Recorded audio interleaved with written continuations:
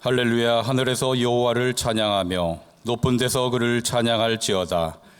그의 모든 천사여 찬양하며 모든 군대여 그를 찬양할지어다. 하나님은 영이시니 예배하는 자가 영과 진리로 예배할지니라. 아멘.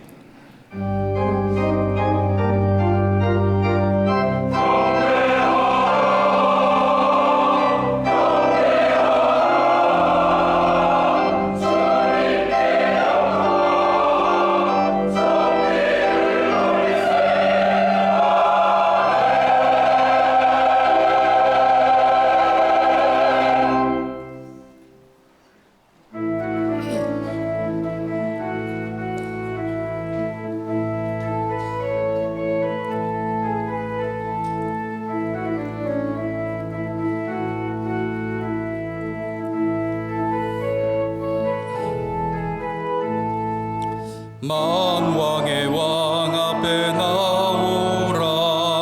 기쁨과 감사의 마음으로 만왕의 왕 앞에 나오라. 기쁨과 감사의 마음으로 하나님 행하신 일들을 즐거운 노래로 감사하여라. 만왕의 왕 앞에 나오라. 기쁨과 감사의 마음으로 온 세상 만물을 지으신 위대한 하나님 아버지는 온 세상 만물을 지으신 위대한 하나님 아버지는 저 깊은 바다와 높은 산 온 우주 만물을 다스리시네. 만왕의 왕 앞에 나오라. 기쁨과 감사의 마음으로 드넓은 육지와 큰 바다 하나님 손으로 지으셨네. 드넓은 육지와 큰 바다 하나님 손으로 지으셨네. 사랑과 인자가 넘치니 우리는 그 품에 어린 양이라. 만왕의 왕 앞에 나오라.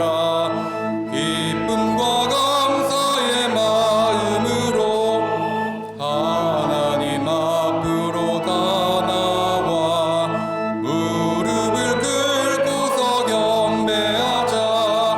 하나님 앞으로 다 나와 무릎을 꿇고서 경배하자.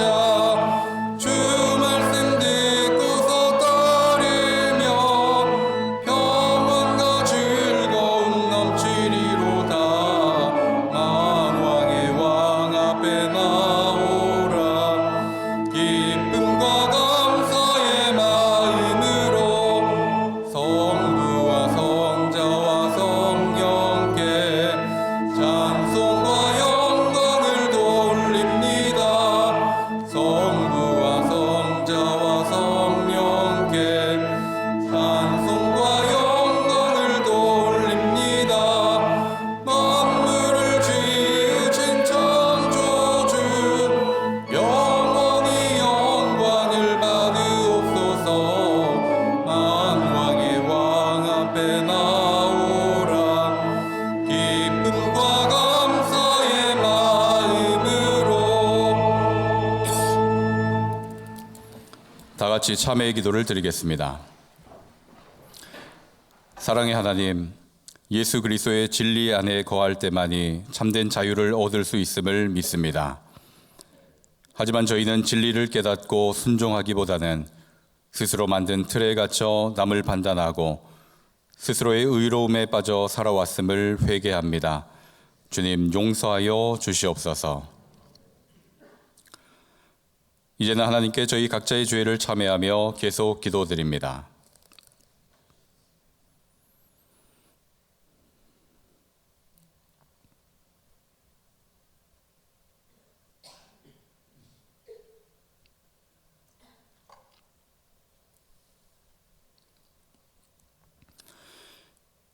하나님께서는 자신의 부끄러운 죄를 솔직하게 고백하는 자들에게 말씀하십니다.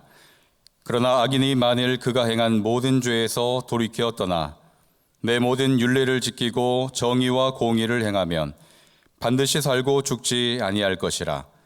그 범죄한 것이 하나도 기억함이 되지 아니하리니 그가 행한 공의로 살리라.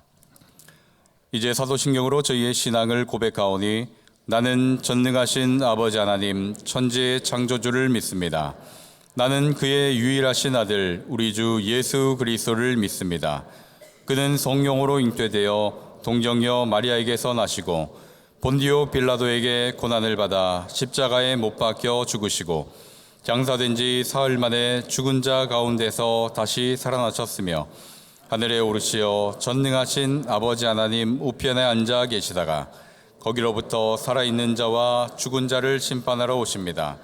나는 성령을 믿으며 거룩한 공교회와 성도의 교제와 죄를 용서받는 것과 몸의 부활과 영생을 믿습니다. 아멘. 자리에 앉으시기 바랍니다. 다 함께 성시를 교독하겠습니다. 성시는 24번 시편 46편입니다. 하나님은 우리의 피난처시요 힘이시니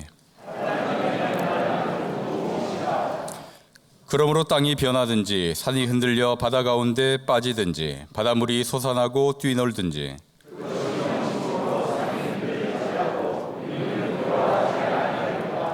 한 시내가 있어 나뉘어 흘러 하나님의 성 곧 지존하신 이의 성소를 기쁘게 하도다.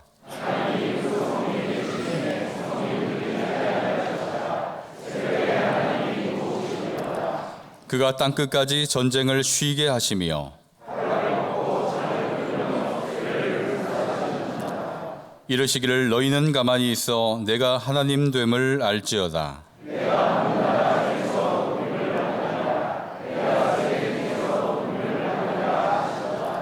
만군의 여호와께서 우리와 함께 하시니 아멘.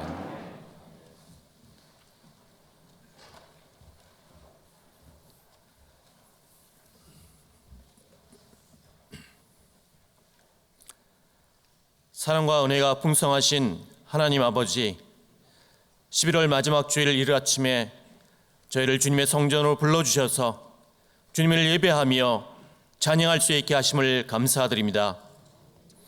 지금 이 시간 2024년 올 한 해에 지나간 시간들을 되돌아보면 지금의 나 된 것이 모두 하나님의 은혜였음을 고백하며 지금까지 주님의 선하신 인도하심에 깊은 감사를 드립니다.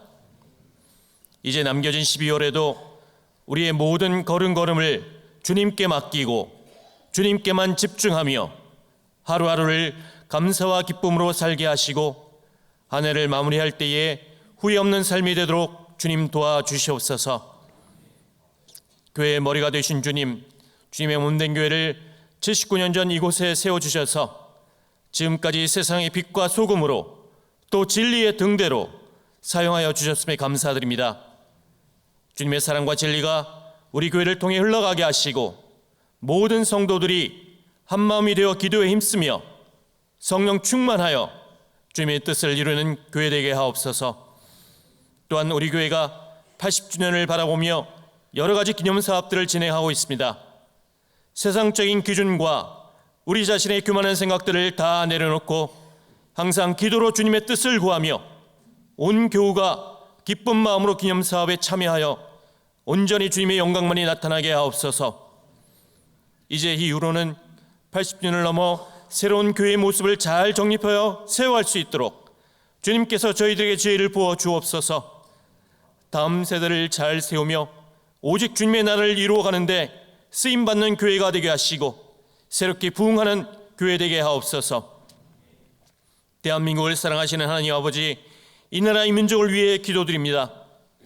죄악과 탐욕으로 얼룩진 이 땅을 불쌍히 여겨주시고 갈등과 분열로 상처받고 혼란에 빠진 이 민족을 주님의 사랑으로 회복시켜 주시옵소서. 이 나라의 지도자들에게 지혜와 올바른 마음을 주셔서 국민을 잘 섬기고 공의와 정의를 실천할 수 있는 용기를 주옵소서. 동성애와 마약과 같은 폐악한 문화로부터 이 세대를 보호하여 주시고 차별금지법 조항이 폐지되며 성경적 가치관이 바로 세워지는 나라가 되게 하옵소서. 이때를 위해 세워주신 이 나라 전국 방방곳곳의 교회 위에 말씀과 성령으로 충만하게 하사 모든 성도가 간절한 마음으로 우리나라와 민족을 위하여 기도하게 하옵소서. 특별히 이 시간 생사의 갈림길에서도 주님만을 바라보며 눈물로 기도하고 있는 북한의 믿음의 동역자들 기억하여 주시옵소서. 주님 주장하여 주셔서 남부로 갈라진 이 나라가 주님의 계획 가운데 복음으로 통일되는 놀라운 역사가 이루어지게 하옵소서. 복음을 땅끝까지 전하라는 주님의 명령을 들고 세계 곳곳에 나가 있는 선교사님들을 위해 기도합니다.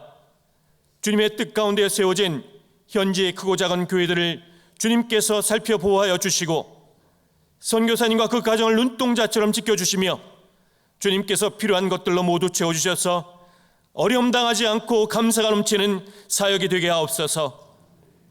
이철실 원로 목사님의 기도 사역을 주님 축복하여 주셔서 올려드리는 기도 제목들마다 열매 맺게 하옵소서. 또한 우리 교회에 많은 교육자님들 계십니다.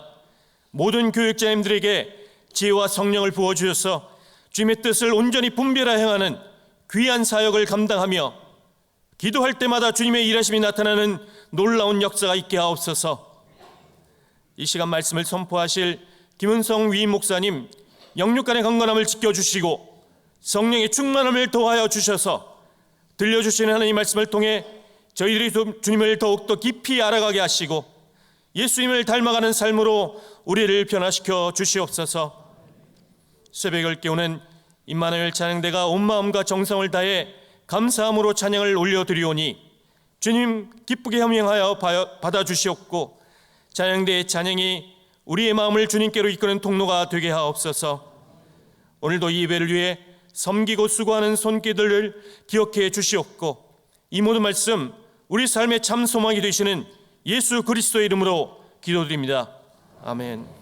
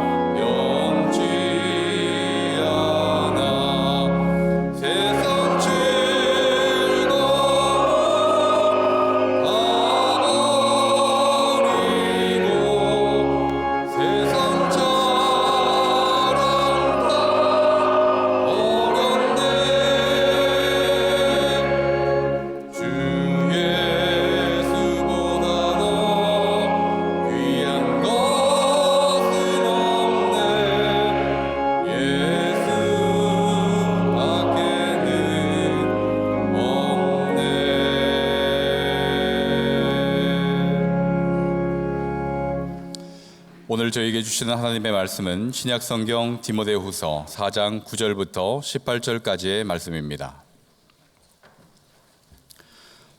디모데후서 4장 9절부터 18절까지의 말씀입니다. 하나님의 말씀을 봉독합니다. 너는 어서 속히 내게로 오라. 데마는 이 세상을 사랑하여 나를 버리고 데살로니가로 갔고, 그레스게는 갈라디아로, 디도는 달마디아로 갔고, 누가만 나와 함께 있느니라. 네가 올 때에 마가를 데리고 오라. 그가 나의 일에 유익하니라. 두기고는 에베소로 보내었노라. 네가 올 때에 내가 드로아 가보의 집에 둔 겉옷을 가지고 오고, 또 책은 특별히 가죽 종이에 쓴 것을 가져오라. 구리세공업자 알렉산더가 내게 해를 많이 입혔음에 주께서 그 행한 대로 그에게 갚으시리니 너도 그를 주의하라. 그가 우리 말을 심히 대적하였느니라. 내가 처음 변명할 때 나와 함께한 자가 하나도 없고 다 나를 버렸으나 그들에게 허물을 돌리지 않기를 원하노라. 주께서 내 곁에 서서 나에게 힘을 주심은 나로 말미암아 선포된 말씀이 온전히 전파되어 모든 이방인이 듣게 하려 하심이니 내가 사자의 입에서 건짐을 받았느니라. 주께서 나를 모든 악한 일에서 건져내시고 또 그의 천국에 들어가도록 구원하시리니 그에게 영광이 세세 무궁토록 있을지어다. 아멘. 하나님께서 이 말씀을 통하여 저희에게 은혜 주시기를 원합니다.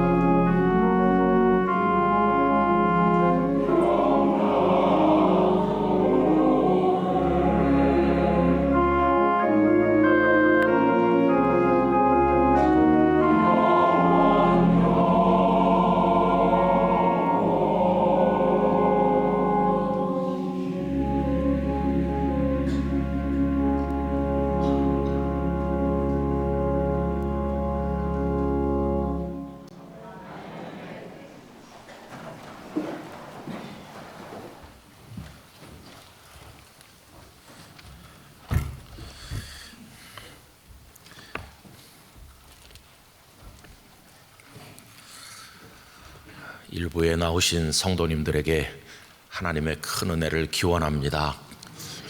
오늘은 우리 영락교회 창립을 기념하면서 찬양 예배 시간에 하나님 앞에 음악 예배도 드리고 그런 특별한 주일이지요. 오늘 영락교회를 생각하면서 우리를 구원하신 하나님께서 교회를 세워주신 은혜를 담은 찬양을 하나님 앞에 올려드렸는데, 우리 모든 성도들이 영락교회 안에서 하나님 주시는 은혜와 복을 누리시기를 바랍니다. 그리고 교회를 많이 사랑하시기 바라고, 우리 교회를 통해서 하나님의 뜻을 잘 이루어 나가는 우리 모두가 되기를 간절히 원합니다. 다 100% 정확하지는 않겠습니다만은 학자들의 여러 연구를 종합한 사도 바울의 연표에 의하면 예루살렘에서 체포되신 바울 사도께서는 주후 60년 초쯤 로마에 도착한 것으로 보입니다. 그 이유는 로마 황제에게 재판을 청구했기 때문입니다. 가이사라에 2년이나 구금되어 있었지만 여러 가지 상황이 좋지 않았기 때문에 그는 로마 시민권자로서 황제에게 재판을 청구했고 로마에 도착하게 된 것입니다. 그리고 2년 정도를 가택 연금 상태로 지난 것으로 보이는데, 이에 관해서 사도행전 28장 30절 31절은 이렇게 말씀합니다. 바울이 온 이태를 자기 셋집에 머물면서 자기에게 오는 사람을 다 영접하고 하나님의 나라를 전파하며 주 예수 그리스도에 관한 모든 것을 담대하게 거침없이 가르치더라. 이렇게 2년을 가택연금처럼 지난 바울은 아마도 재판을 받고 석방된 것으로 보입니다. 그리고 여러 곳에 다니면서 말씀을 선포하셨는데, 그 중에는 그분이 평생의 소원으로 생각했던 그 당시 땅끝인 서바나, 오늘의 스페인까지 가서 말씀을 전하지 않았나 생각을 해보기도 합니다. 그랬던 바울이 64년에 로마에 재수감되게 됩니다. 이때는 가택연금이 아니고 감옥에 계셨던 것으로 보이는데, 그 64년 늦가을에 성경에 남아있는 그분의 마지막 편지 디모데 후서를 써서 디모데에게 보내셨고, 그 이듬해인 65년에 순교하신 것으로 생각이 되고 있습니다. 이렇게 바울의 끝자락을 생각을 해보면, 여러분, 이걸 한 해에다 빗대어서 우리가 생각해 보면 아주 의미가 있습니다. 12월이라고 하는 것은 한 해가 마무리되는 달입니다. 막달이죠. 바울 사도께서 순교하신 것은 그의 생애에 빗대어 말하면 12월에 해당한다고 하겠습니다. 반면에 순교하기 얼마 전에 마지막으로 디모데 후서를 기록할 그때는 11월 말쯤 된다, 이런 생각이 듭니다. 디모데 후서라는 서신을 기록할 때 바울은 11월의 끝자락을 살면서 다가오는 12월을 향해 걸어 들어가고 있었다고 말할 수가 있겠습니다. 디모데 후서를 읽으면서 11월을 떠나 12월로 나아가는 사람의 마음은 어땠을까 하는 것을 생각해 보게 되는 것입니다. 여러분, 벌써 11달을 살아서 우리는 2024년 11월 마지막 주일을 오늘 맞이하였습니다. 이제 우리 앞에는 올해의 마지막 달인 12월이 기다리고 있습니다. 우리 성도님들께서는 이 11월 마지막 주일 예배를 드리면서 12월을 어떤 마음으로 바라보고 계십니까? 11월과 12월은 조금 분위기가 다른 것 같습니다. 왜 그러냐 하면 11월은 추수감사주일도 있어서 우리 지난 주일에도 하나님 앞에 감사의 찬송을 기쁨으로 올려드렸는데, 이제 12월은 이제 마지막 달이다 생각을 하니까 우리의 마음이 좀 무겁고 스산스러워지는 느낌을 가지게 되는 것이죠. 그런데 저는 가만히 기도하며 생각을 해볼 때 영적인 실존에 있어서 우리 그리스도인들은 언제나 11월 말에 서 있는 심정으로 살아야 된다는 생각을 하게 됩니다. 왜 그러냐 하면 12월은 끝나는 달이니까 우리 생애가 끝난다고 생각해 보십시오. 하나님께서 언젠가 우리를 부르실 때가 오면 그때가 우리 인생의 12월이 아니겠습니까? 그런데 그날이 언제일지는 모르죠. 그래서 우리는 12월 직전에 서 있는 겁니다.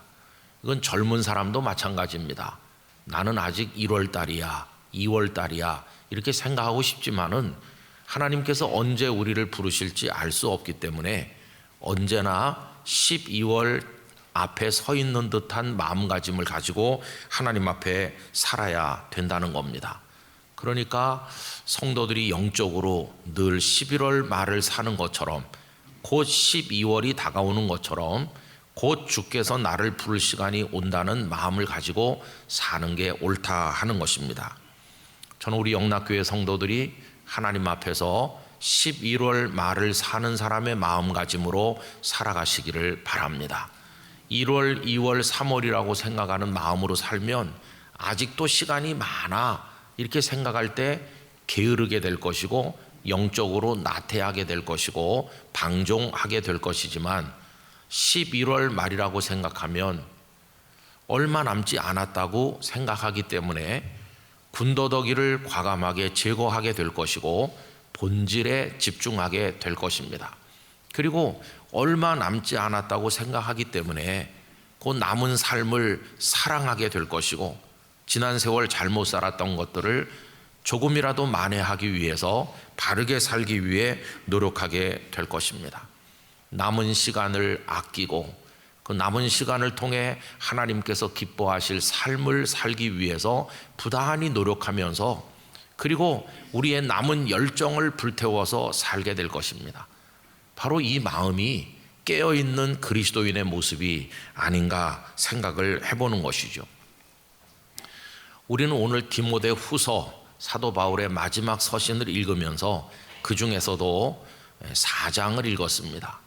이 4장 말씀을 천천히 읽어내러 가다 보면은 흐트러진 책상을 단정하게 정돈하는 듯한 느낌을 받게 됩니다.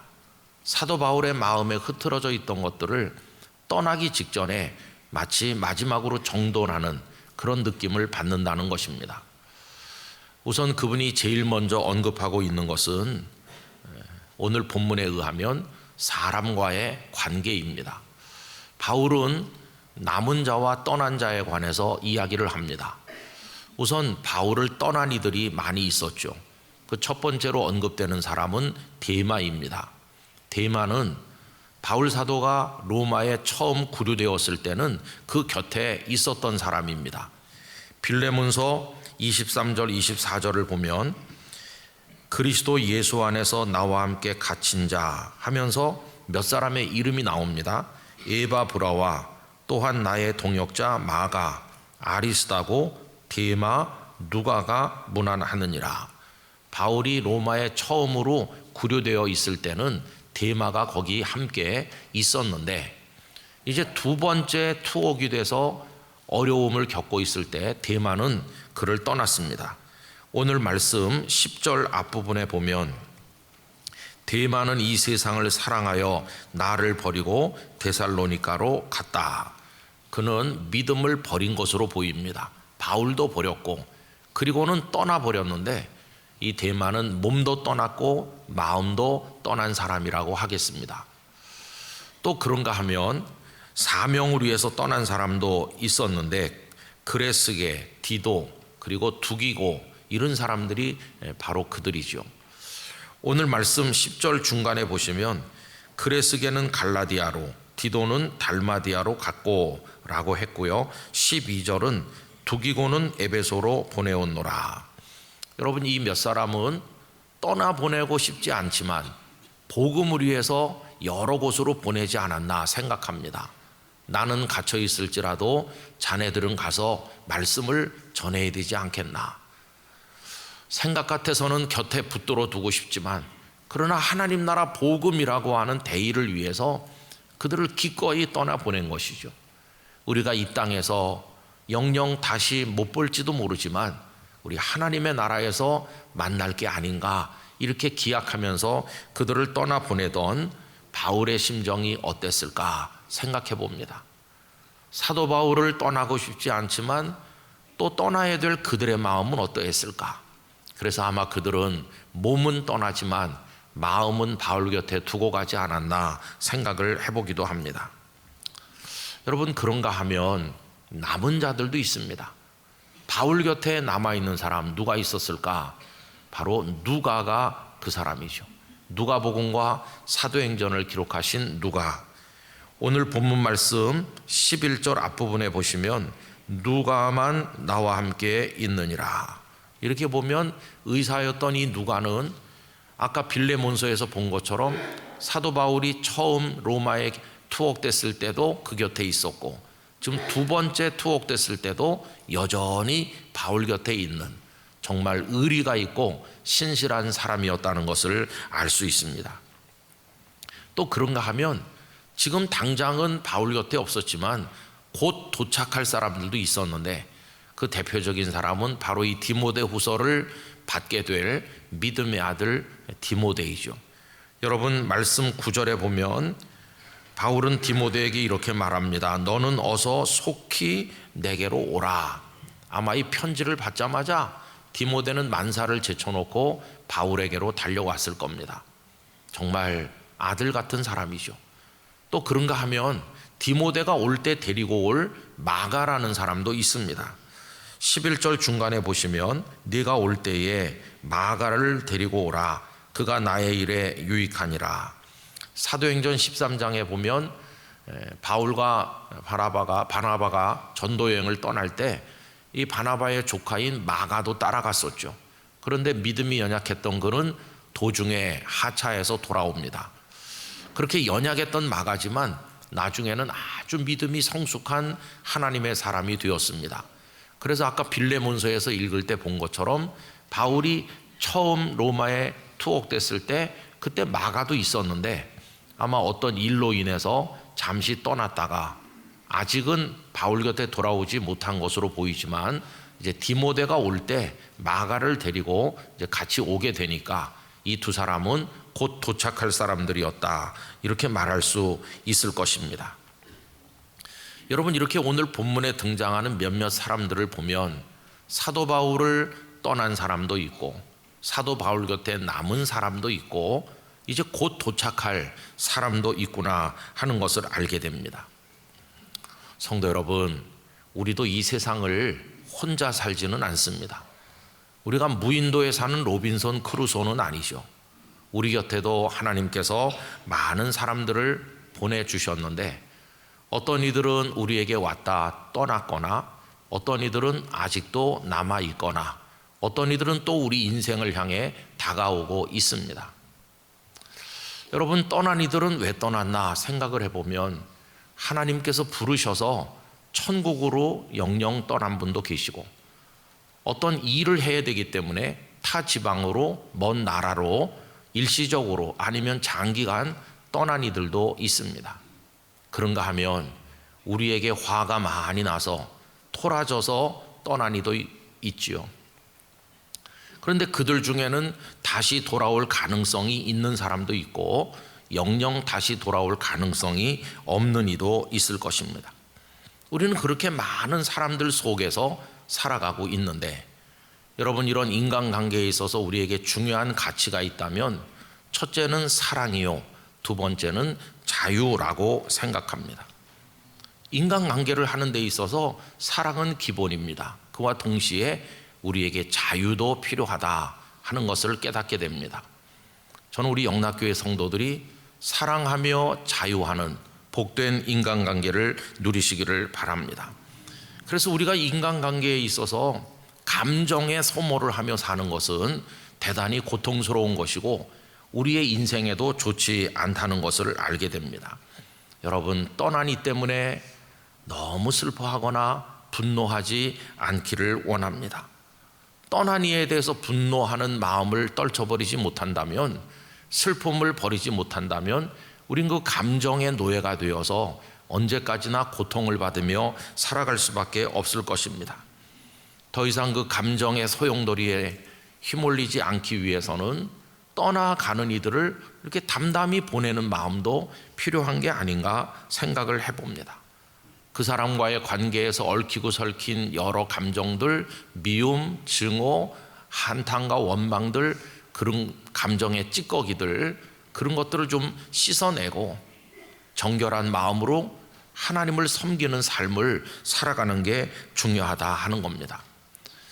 여러분, 오늘 말씀에 보면 바울 사도도 사람에 대한 마음을 정리하는 것을 볼 수 있는데요, 그게 알렉산더 구리 장색이라고 하는 사람에 대한 얘기인데 14절 15절 말씀을 보십시오. 구리 세공업자 알렉산더가 내게 해를 많이 입혔음에, 이 사람은 바울을 무척 힘들게 했던 사람이죠. 그런데 뭐라고 말합니까? 주께서 그 행한 대로 그에게 갚으시리니 너도 그를 주의하라. 그가 우리 말을 심히 대적하였느니라.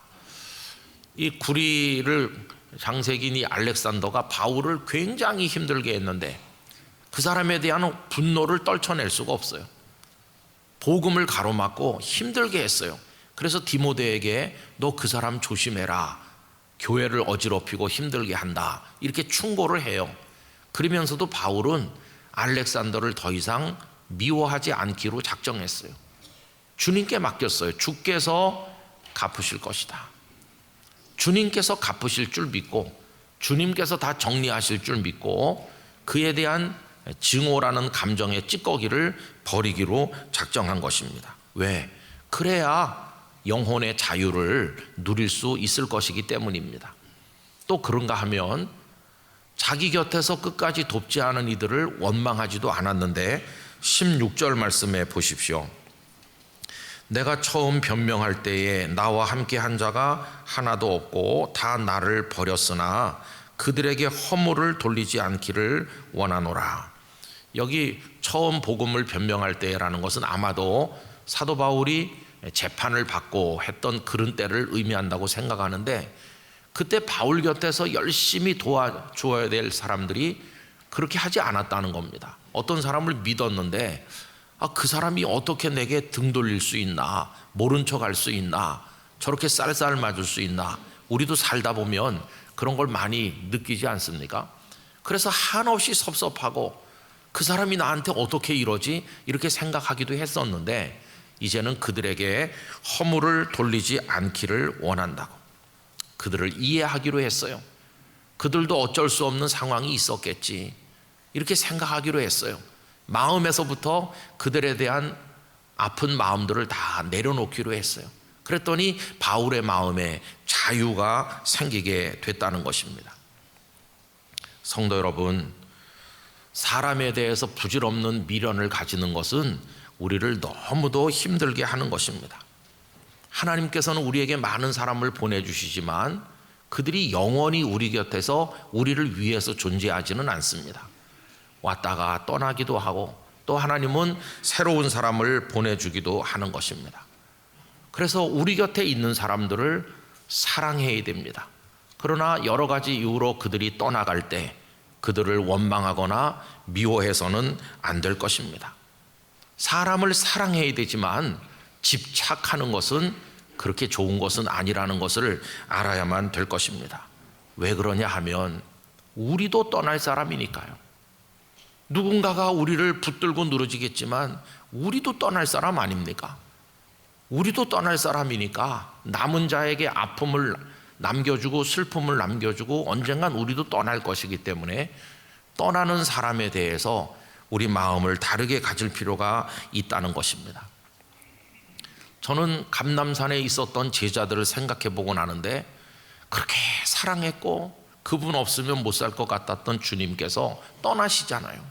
그들만 남겨놓으신 채로 예수님은 하늘로 올라가셨잖아요. 그 주님을 승천하시는 주님을 바라볼 때 떠나시는 주님을 바라보면서 이 제자들이 얼마나 섭섭하고 억장이 무너졌겠어요. 주님 가시면 우리는 어떻게 살라고, 이런 거겠죠. 그러나 사도행전을 보면 이 제자들은 주님의 올라가시는 그 모습을 본 이후에 담담히 예루살렘으로 돌아왔고 주님의 말씀을 따라 기도하면서 그들이 걸어야 될 길을 걷고 해야 될 일을 했던 것을 우리가 알고 있지 않습니까? 여러분, 그저 우리 곁에 있는 이들을 사랑하시기 바랍니다. 그리고 떠난 이를 미워하지 않기를 원합니다. 있는 사람을 사랑하고 우리에게 다가오면 기댈 언덕이 되어주고 또 우리도 그들에게 기대고 서로 사랑에 협력을 하면서 주신 주님의 일들을 협력해서 잘 감당하는 마음을 가지기를 원하는 것입니다. 곁에 있는 이들 밀어내지 말고 미워하지 말고 그들이 떠난 다음에 울지 말고 그들이 우리 곁에 있을 때 사랑해 주면서 넉넉한 가슴으로 짧은 세월 중에서 1년, 2년, 몇 년을 그들과 함께 하는 건데 그 기간 동안 서로 사랑하며 살기를 간절히 원하는 것입니다. 바울도 떠나보내잖아요. 바울도 기꺼이 떠나보냅니다. 그러면서 또 디모데와 마가를 부르기도 하잖아요. 그래서 이렇게 같이 있기도 하고 떠나기도 하면서 거기서 자유를 누리면서 살아갔던 것을 볼 수 있습니다. 또 오늘 본문에서 사도 바울은 물건에 대한 언급도 하고 있어요. 우리가 바울 서신을 많이 읽지만 바울이 개인적인 입장에서 어떤 물건에 대한 얘기를 하는 건 거의 없기 때문에 오늘 이 말씀은 좀 아주 특별하다고 생각이 되는데 13절 말씀에 이렇게 얘기하죠. 네가 올 때에 내가 드로아 가보의 집에 둔 겉옷을 가지고 오고 또 책은 특별히 가죽 종이에 쓴 것을 가져오라. 바울이 자신의 사적인 이야기를 하면서 어떤 물건을 언급하는 것은 아주 독특한 말씀이라고 생각합니다. 여러분, 우리가 살려면 물건이 있어야 되죠. 입는 옷부터 시작을 해서 물건 없이는 살 수가 없습니다. 그러니까 물건을 가지는 것은 죄가 아닙니다. 당연히 가져야 살 수가 있겠죠. 그러나 삶에 필요한 물건을 가지는 것과 물질에 대한 탐욕을 가지는 것과는 엄연히 다르다는 것을 우리가 알아야 됩니다. 그 마지막 인생의 겨울을 지나기 위해서 겉옷을 가져오라고 하고 책을 가져오라고는 했지만 바울이 금은 보화를 가져오라고 하지는 않았다는 것을 생각해야 됩니다. 그는 꼭 필요한 그 마지막 겨울을 나는 그에게 꼭 필요한 것만 최소한으로 가져오게 했어요. 그래서 마치 미니멀리스트가 최소한의 것으로 살면서 언제나 정갈하고 반듯하게 소박하게 정돈된 삶을 사는 그런 모습이 연상되는 말씀이라고 생각합니다. 여러분, 필요한 물건은 있어야 되겠으나 물질에 대한 탐욕으로 노예가 되어 사는 것은 우리 성도들의 경건에 조금도 도움이 되지 않는다는 것을 알게 됩니다. 감옥에 계시면서 다가오게 될 순교의 그날을 바라보면서 인생의 끝자락에 하나님 앞에 기도하는 바울의 마음에 떠오른 생각들을 한번 상상해 보시길 바랍니다. 그는 지난 긴 세월을 다 떠올려 봤을 겁니다. 참, 그동안에 많은 일들이 있었다. 많은 사람들이 내게 왔었구나. 그리고 나를 미워하면서 떠난 사람도 많구나. 내가 다메섹 도상에서 주님을 만나 변화된 그 이후에 나를 지지했던 유대 지도자들이 나를 죽이려고 했었지. 다 그들도 떠난 사람들이고 내 가족들도 한 분, 두 분 다 떠나셨고 예수님을 믿는 동료들 중에서도 나를 떠난 이들이 있고 또 지금 내게 오는 사람도 있고 가기도 하고 오기도 하는구나. 정말 나도 나그네요. 그들도 나그네구나. 이런 생각을 했을 겁니다. 한편으로 허망한 생각이 들기도 하고 그래도 홀로 살지 않고 언제나 곁에 사람이 있었다는 데 대해서 하나님 앞에 감사하기도 하였을 것입니다. 한때는 세상에 대한 욕망도 있었겠죠. 많은 재물을 가지고 넉넉하고 풍족하게 살고 싶은 욕망을 가졌을 때도 있을 겁니다. 그러나 예수 그리스도 한 분을 모시고 산 그 이후에는 세상의 모든 부귀영화를 다 배설물처럼 그는 버렸고 그저 주님만 의지하면서 최소한의 것으로 만족하며 살았습니다. 풍족할 때도 교만하지 않았고 빈궁할 때도 그것 때문에 좌절하지 않고 그렇게 살았는데 내 인생이 이제 끝자락에 도달하는구나. 이렇게 할 때 그의 가슴에 남는 게 뭘까요? 맨 마지막에 그의 가슴에 남는 거는 사람도 아니요 세상의 물질이나 영광도 아니요 딱 하나 남아있는 것은 우리 주님이셨습니다. 우리 주님. 그래서 그는 주님 이야기를 마지막으로 하고 있죠. 여러분 오늘 말씀 17절 다 같이 읽어보도록 하겠습니다. 주께서 내 곁에 서서 나에게 힘을 주심은 나로 말미암아 선포된 말씀이 온전히 전파되어 모든 이방인이 듣게 하려 하심이니 내가 사자의 입에서 건지심을 받았느니라. 아멘. 누구도 가고 그리고 누가만 나와 함께 있고 디모데야 어서 와라, 마가를 데리고 와라, 뭐 이렇게 하면서 생각해 보니 떠나시지도 않고 언제나 그 곁에 계시면서 그를 붙들어 주시고 사자의 입에서 건지시듯 그를 지켜주시고 함께 하신 분은 주님뿐이라는 것을 깨닫게 된 것이었습니다. 주님이 그를 붙들고 계셨습니다. 사도 바울의 여러 표현에 있어서 곁에 서신 주님은 아주 특별한 겁니다.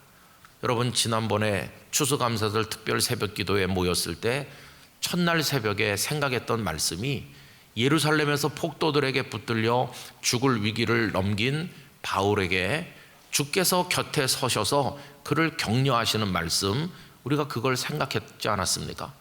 그 이후에 그가 고린도에 있을 때도 주님은 그의 곁에 서셔서 말씀하셨고, 그가 로마로 가는 동안 유라굴로 광통에 죽을 고비를 만났을 때도 주님은 그의 곁에 서 계셨다고 그랬습니다. 주님은 떠나시지도 않고 언제나 바울과 함께 계신 주님이셨습니다. 여러분 우리도 우리 인생의 끝자락에 사람에 대한 실망, 사람으로 인한 기쁨, 세상의 부귀영화로 인한 실망이나 기쁨, 이런 것들이 교차되겠지만은 우리 인생의 끝자락 12월을 맞이하는 때가 온다면 우리 영락교회 성도들의 가슴에도 주님으로 충만해지기를 원합니다.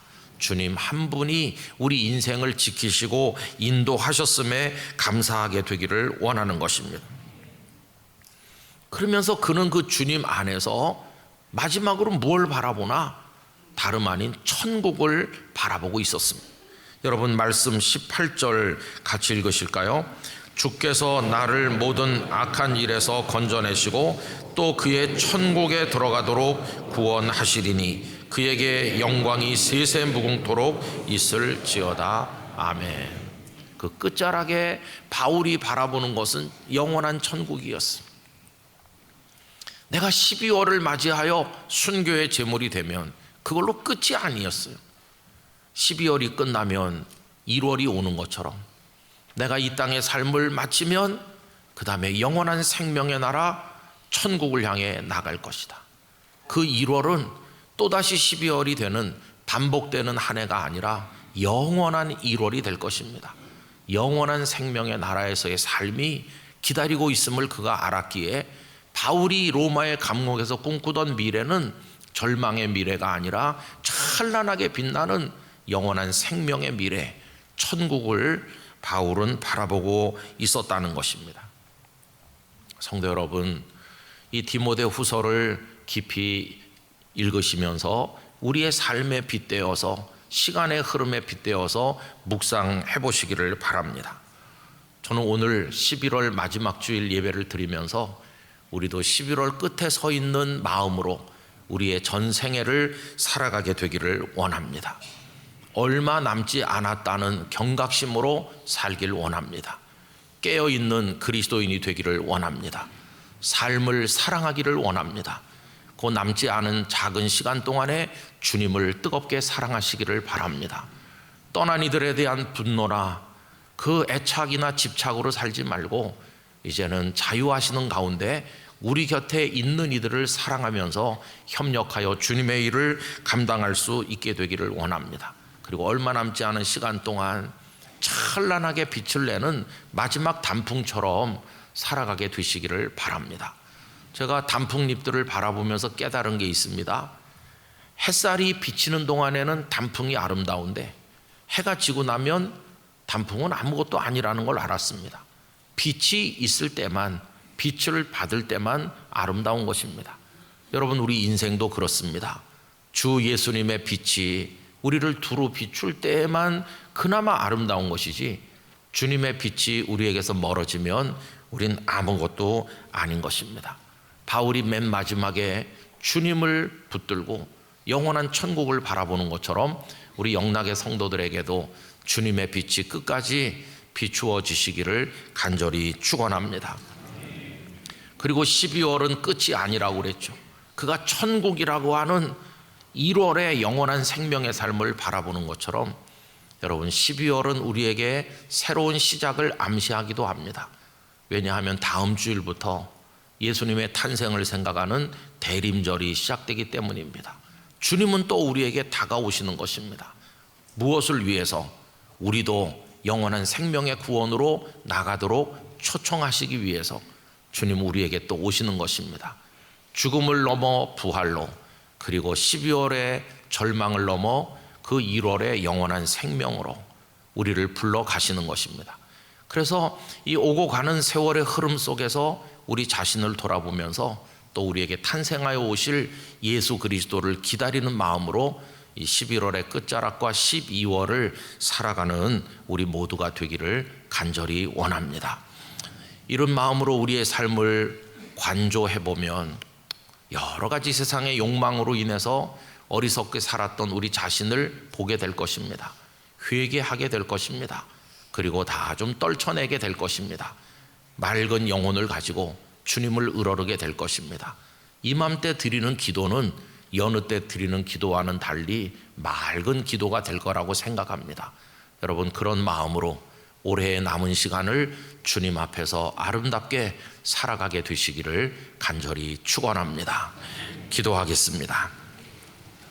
거룩하신 아버지 하나님, 성도들은 언제나 11월 끝자락을 사는 사람의 마음으로 12월을 바라보면서 하나님 앞에 서 있어야 될 줄로 생각을 합니다.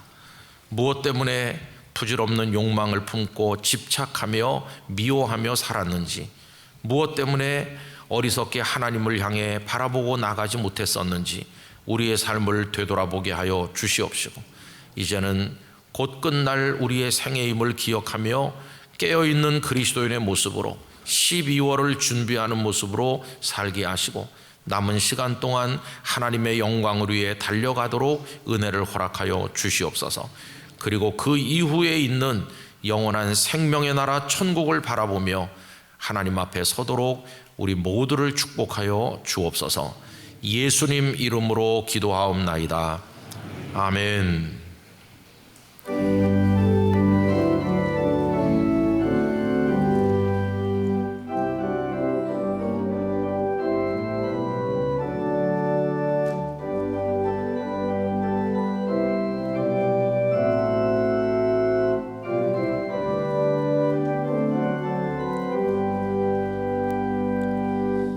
내게로 오라신 주님의 말씀을 따라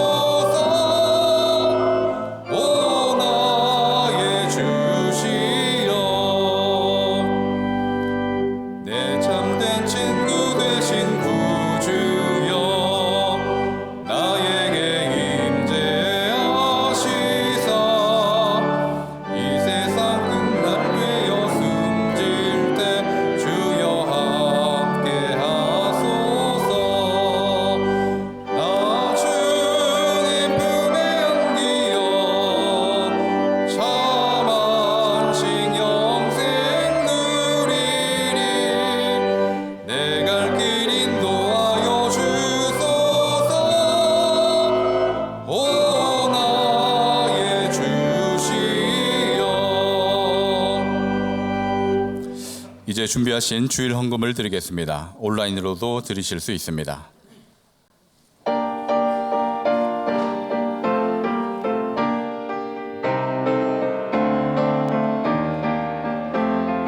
뱃산을 넘어 험곡에 가도 이 가운데로 걸어가면 주께서 항상 지켜주신다. 약속한 말씀 그 말씀 변치 않네. 깜깜한 밤에 다닐지라도 주님이 나의 길 되시니 할렐루야를 힘차게 불러 날마다 주의 길 따라 걸어가리.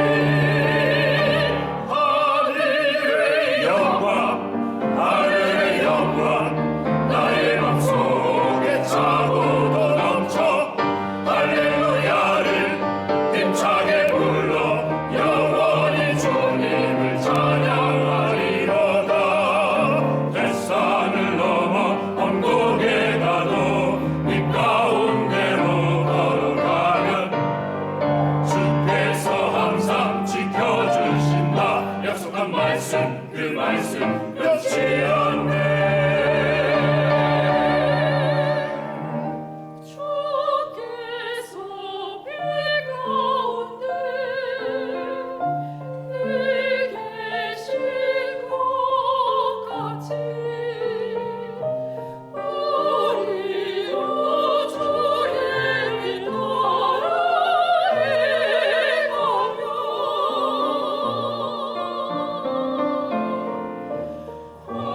광명한 주님의 길 마음에 가자. 날마다 주의 길 아래 걸어가리 걸어가리. 뱃산을 넘어 언곡에 가도 이 가운데로 걸어가면 주께서 항상 지켜주신다. 약속한 말씀 그 말씀 변치 않네. 뱃산을 넘어 언곡에 가도 이 가운데로 걸어가면 주께서 항상 지켜주신다. 약속한 말씀 변치 않네. 하늘의 영광 하늘의 영광 나의 맘속에 차고도 넘쳐 할렐루야 힘차게 부르 영원히 주님을 찬양하리로다. 하늘의 영광 나의 맘속에 차고도 넘쳐 할렐루야를 힘차게 불러 영원히 주님을 찬양하리로다. 할렐루야 아멘 아멘.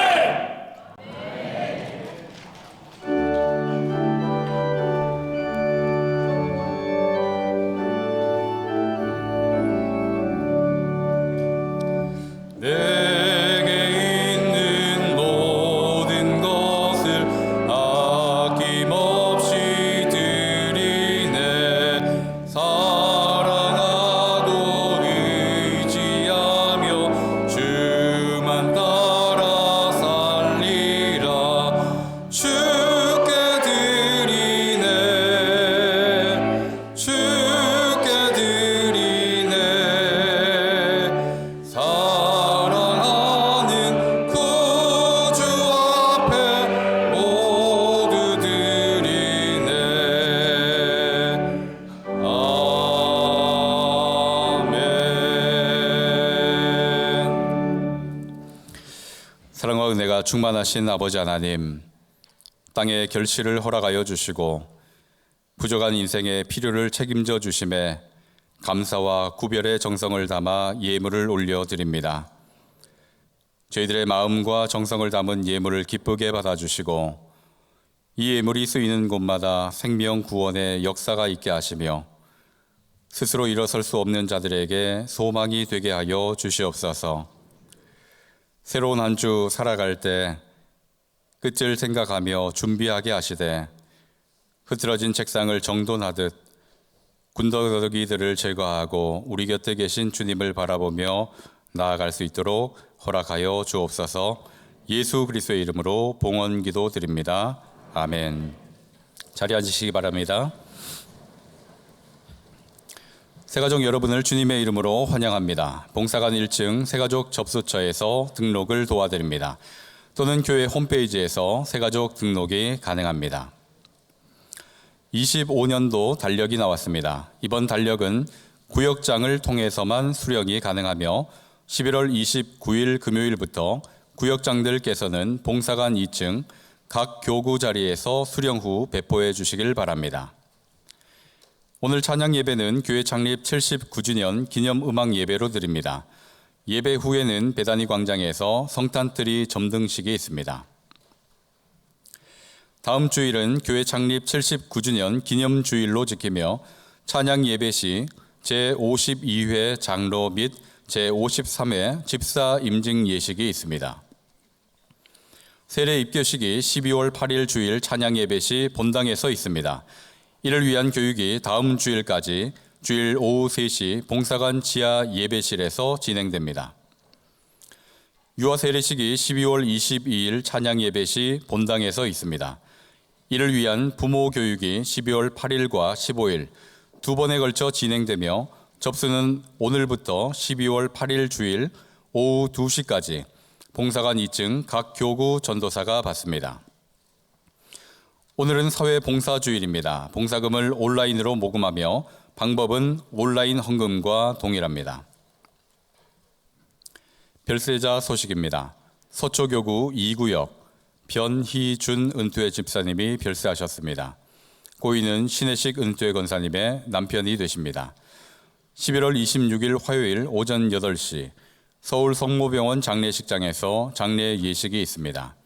슬픔을 당하신 유가족들에게 하나님의 위로가 함께 하시길 바랍니다. 이 시간 함께 암송할 11월 말씀은 신약성경 빌립보서 4장 6절 7절 말씀입니다. 아무것도 염려하지 말고 이렇게 시작합니다. 다 함께 암송하겠습니다.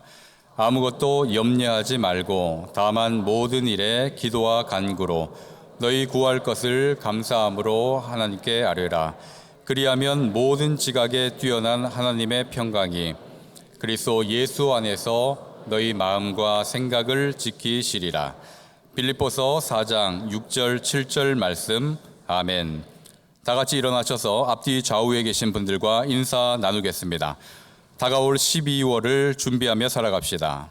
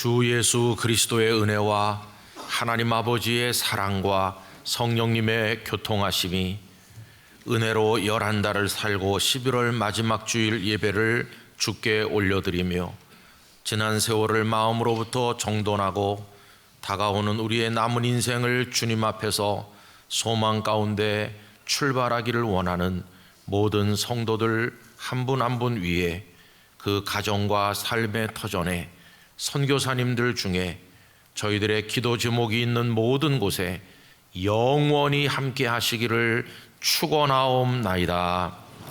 아멘.